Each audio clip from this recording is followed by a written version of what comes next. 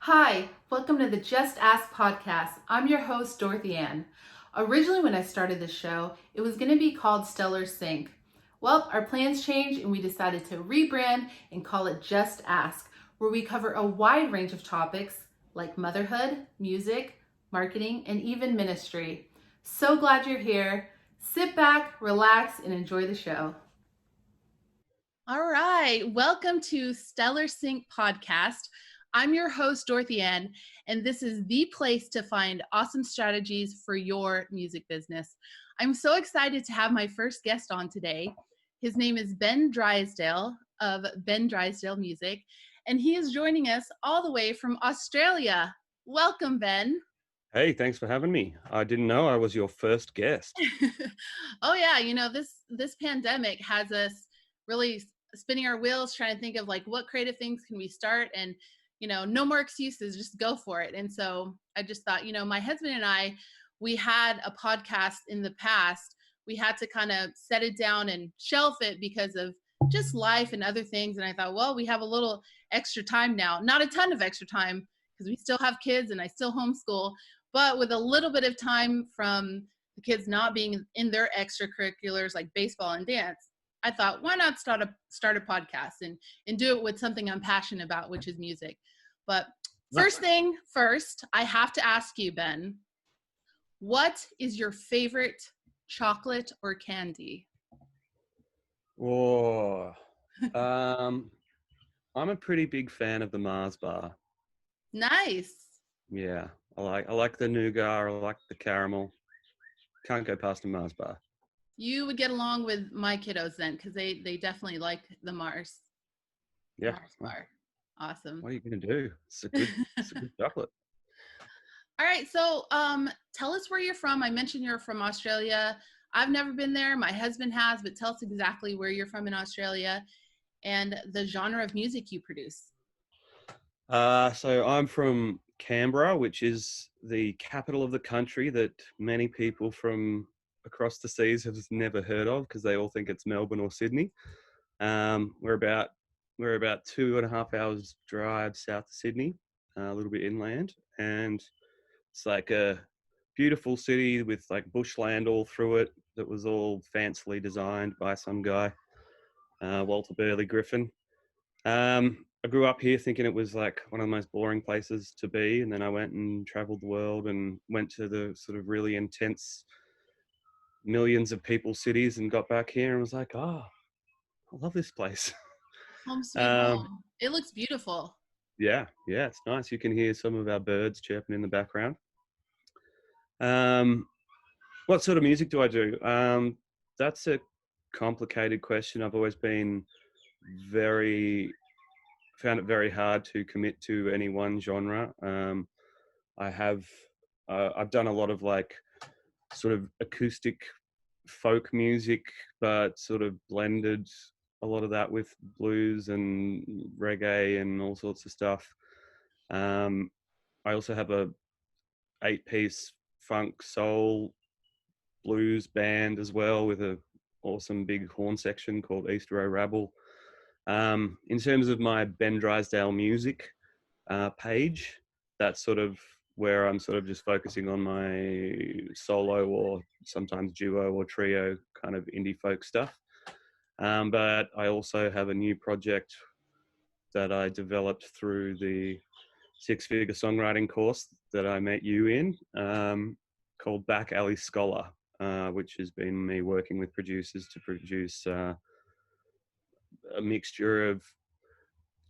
I found one of my references had the word new blues as a genre. I think that kind of explains it a little bit, but there's a bit of swagger rock, a bit of indie rock, a bit of pop rock going on in there as well, but still with a bit of a sort of bluesy, soul-y vibe. That's awesome, Ben. So it's like you have three different like veins. Like you still have your band, and then Yeah. you have your singer-songwriter, which sounds like it's very influenced by a lot of different genres. And then you have this, would you say the third one is more like sync driven? Yeah, definitely. Okay, Um, cool. that's the project I developed while learning how to sort of try and get into the sync world and using references of songs that have been placed on film and TV. I love it. That's so great. So tell us what you are doing with your music right now during this pandemic. Is there one side that you're focusing on more? Are you just diving into all three? Like, what are you doing right now?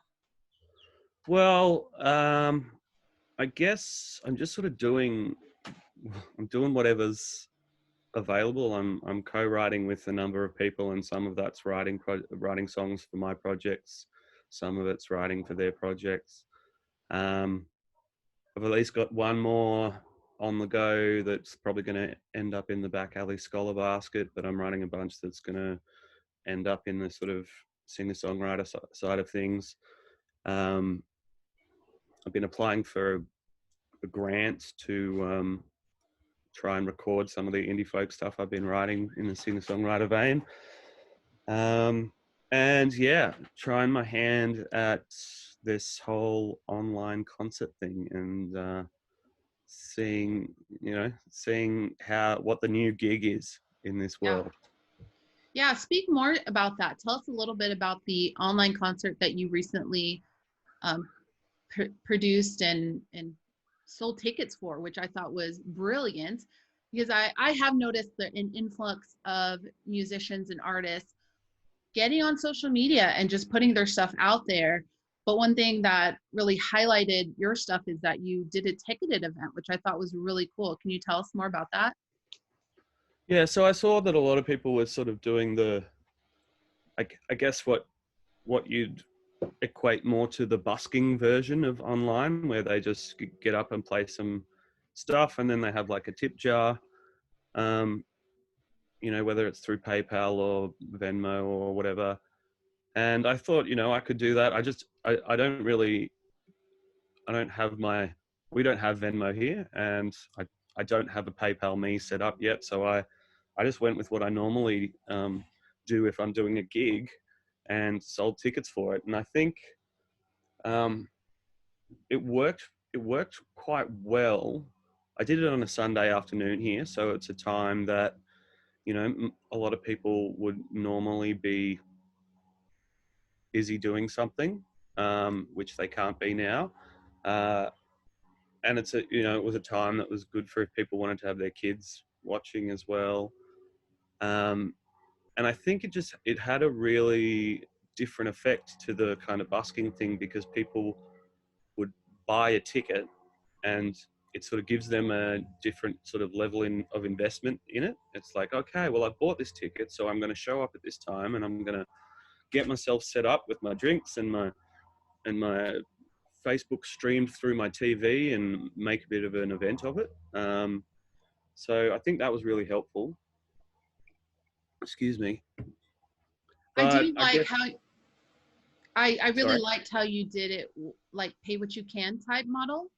I thought that Yeah, was so really I mean, there's a wise. few, I'll kind of break down a little bit what my sort of mental process for it was. Um, so I've been doing a few sort of various music marketing courses over the last little while, and a lot of them suggested just like using what you have to do your own market research. Like, so I have a number of fans and followers on my page, on my Ben Drysdale music page. It's not too many. Like, I had about 600. I think I've gone up to about 800 likes on that page. So it's not huge. Um, but I saw that people were starting to get into this online concert thing, and I just put a silly little memoji picture of myself going like this, and asked the question, like, so if I did one of these online concert thingies, would you pay a tenner for it? And so I posted that on my Ben Drysdale music page, and then shared it to my personal profile. And that just got a whole bunch of chatter going on. So without having to promote the post at all, because Facebook really, the algorithms really prioritize posts that create discussions rather than just likes or comments, likes or shares or anything. Now it's shifted a bit to be really about what discussions happen in the posts. And that just that got that post seeing, like, it went to heaps of people really quickly, and it got people having a dialogue about, you know, what they would pay for such a thing, whether they'd pay for it, whether they can afford to pay for it in the current climate, because a lot of people have lost so much income. Yeah.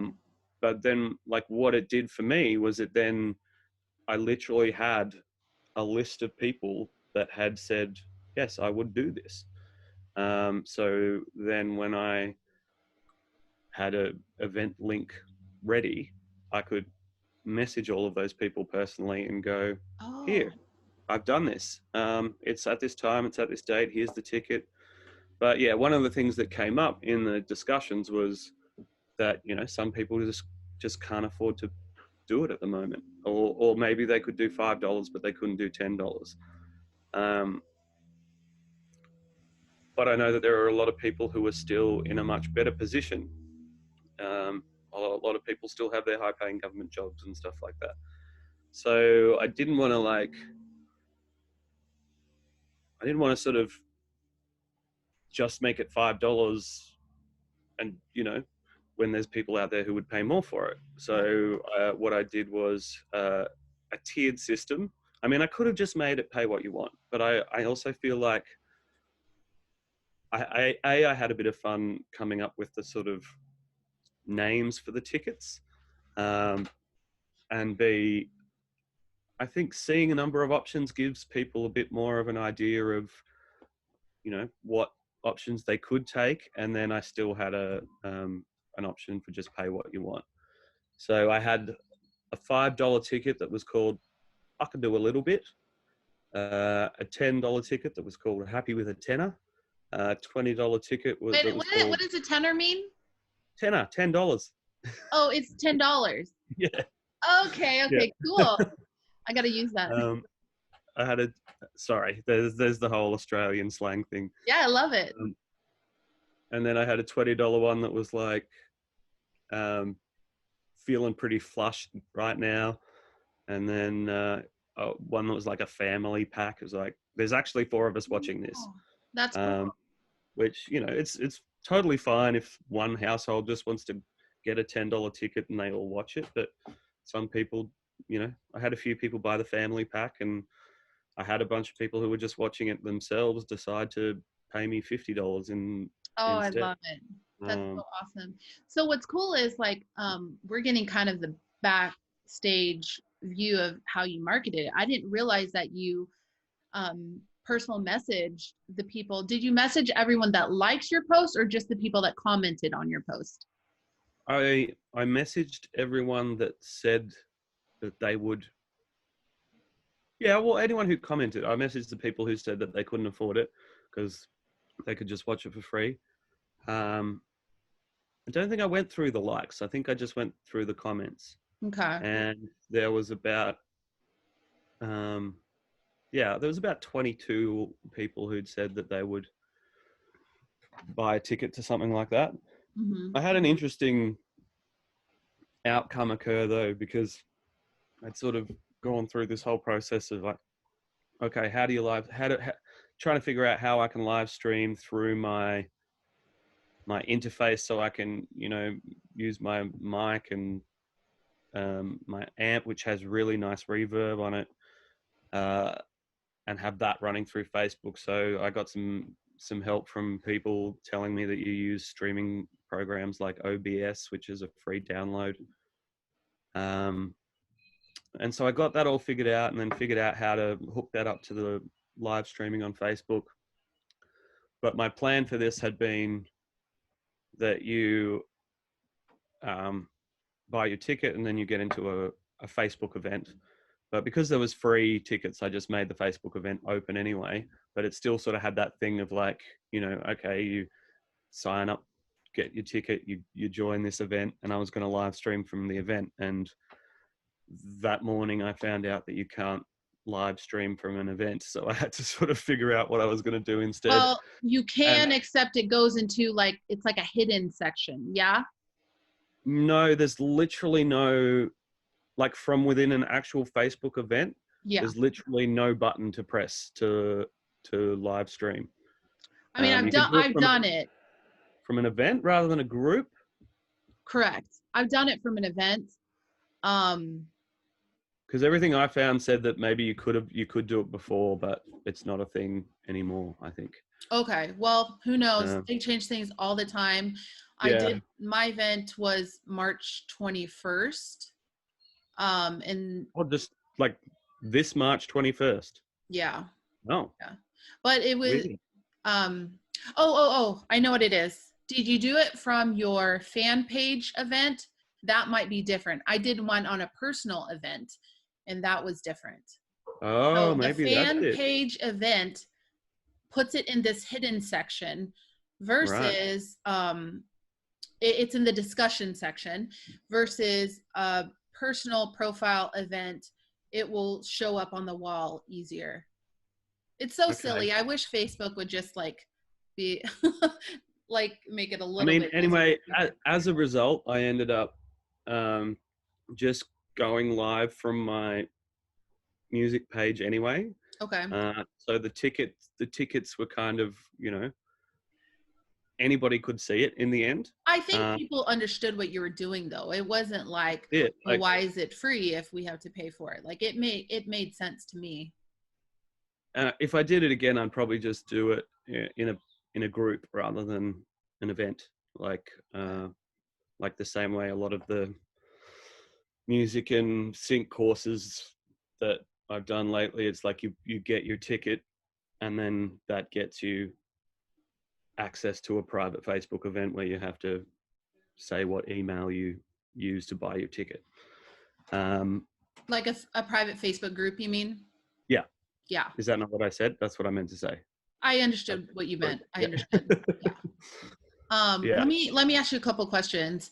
How far in advance did you post that pic of your that the initial let's say ask or I think I where did you it were on a Tuesday or Wednesday and did the concert on the Sunday.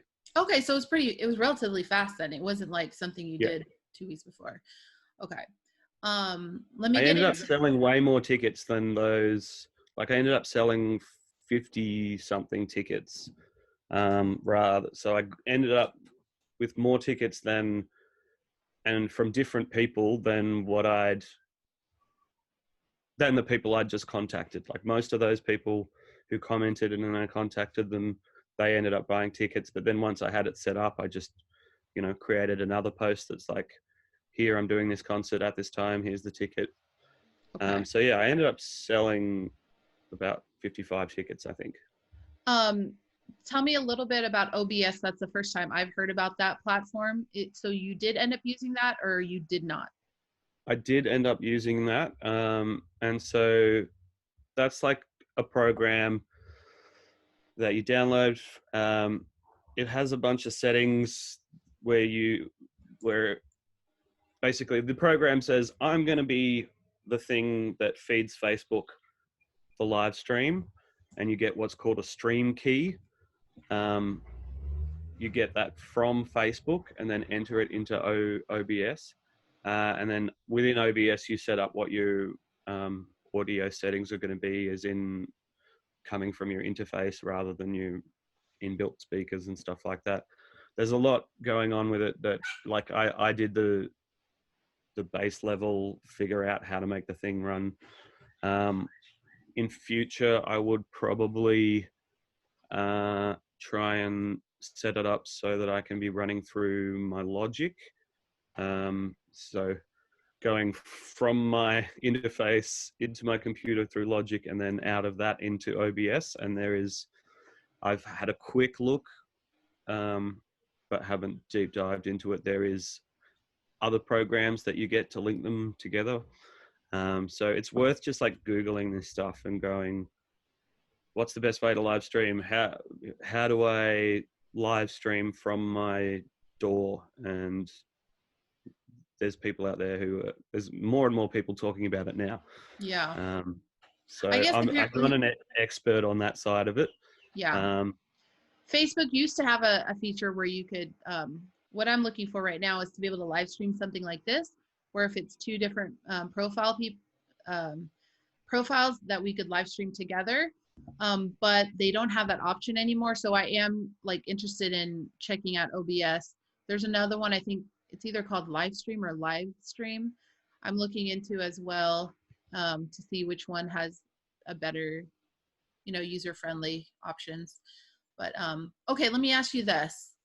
So let's say someone in Stellar Sync or just maybe another artist and musician is listening to this, watching this podcast, and they would like to do an online concert, a paid one. What steps would you suggest, maybe like the top 5 things that they would need to do to get it going? First thing is ask your audience. Ask whether they prefer a ticketed thing or how much they'd be willing to pay. Ask how much they'd be willing to pay. That's an interesting one. Ask how long they'd want it to go for. I didn't really do that. I just kind of picked it. I decided I was going to go for an hour and a half and then ended up going about an hour 45. But the more you ask people in a Facebook post, the more answers they can give you, and the more that will make the algorithm show it to more people. So like that's a huge one. And yeah, I think just like have a bit of fun with it and put your own personality into those questions as well. Like, I sort of casually asked it in this kind of like, oh, would you pay a tenner for it? Like,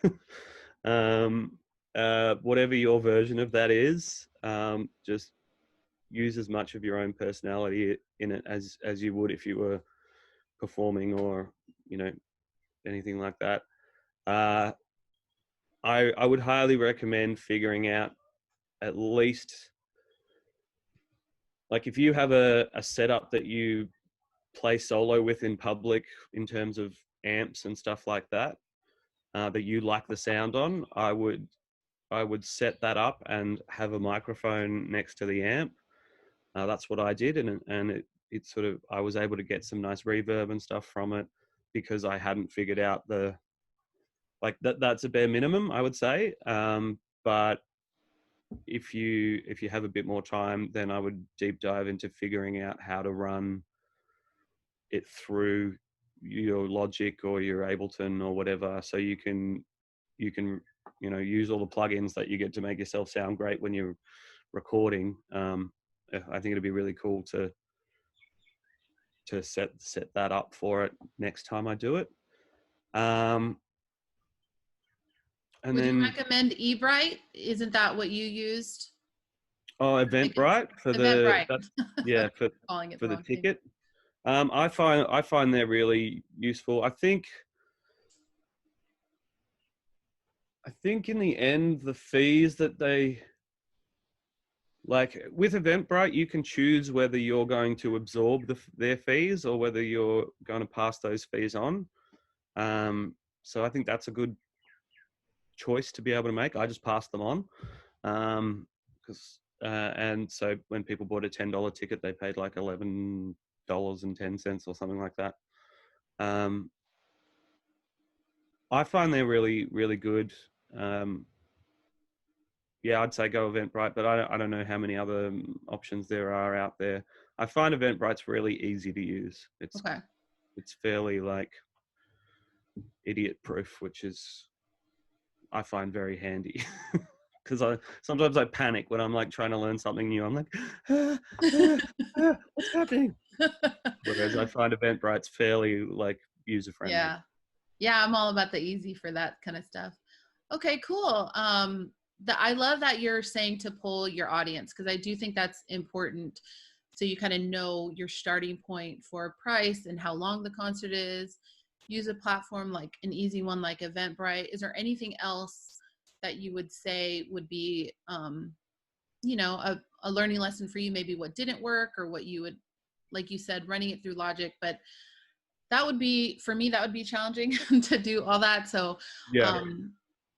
I mean, I think if you're doing something ticketed, just do something to make it sound more like you just playing into your computer. I think that's like whatever that is. If it's playing through your own amp or whatever, then do that. But I just think it gives people that sense of that it's something a bit more special, that you're putting on a show for them rather more than just, you know, I get online and I stream myself playing one song here or there all the time. Like, you could do something to make it different.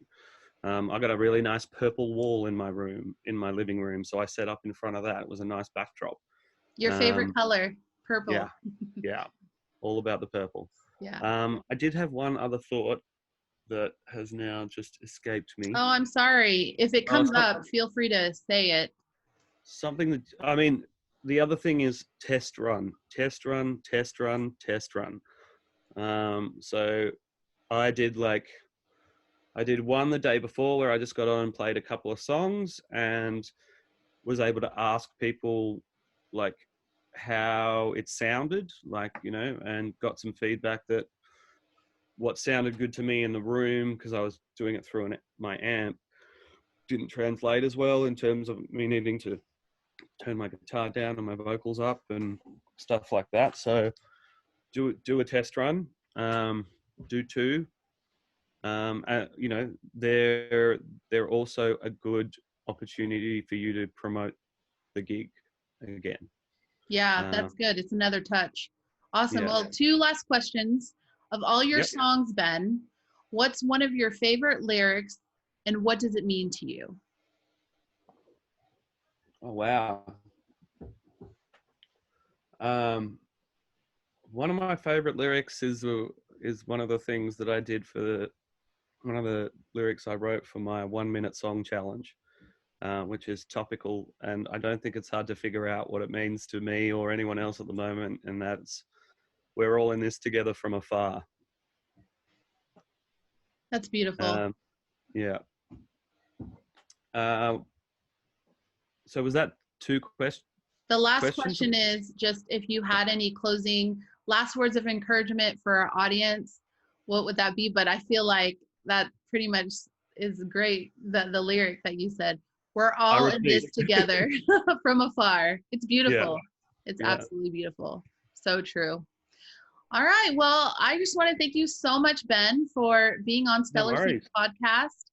You've given us a lot of things to work with and utilize for our own music business. And so thank you so much. Oh, lastly, where can people find you? Where do you want to send people if they want to check out your stuff? Where should they go? I guess Facebook's the good way through to all the things. Either Ben Drysdale Music, Back Alley Scholar, or East Row Rabble is the name of the funk band. Can you spell East Row Rebel for us? So East, E-A-S-T, Row, R-O-W, and Rabble, R-A-B-B-L-E. Gotcha. Yeah, awesome. All right, Ben. Well, thank you so much, and we'll talk to you soon. No worries. Thanks for having me.